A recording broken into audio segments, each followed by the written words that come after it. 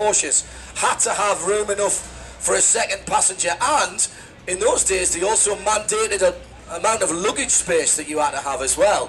So I'm not sure what you would do with luggage space in the 917, but it was there. Trust me, it's in the regulations. So these cars, exactly the same.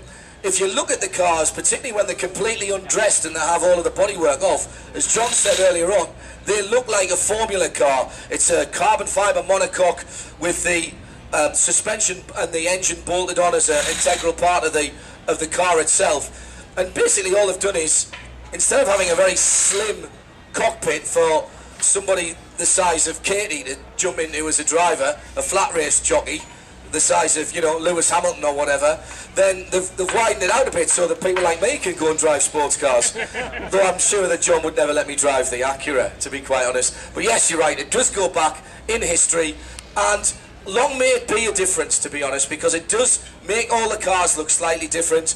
The different engine configurations make them sound slightly different. And I should say about the American Le Mans Series as well is, as of this moment, it is the only international class series in the world on 2 or 4 wheels, on or off tarmac, that has an open tyre format.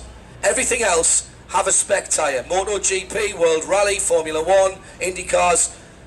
You only get innovation when you allow it. If you innovate against clever people, you get spec racing, and it doesn't benefit any of us. That's my personal opinion.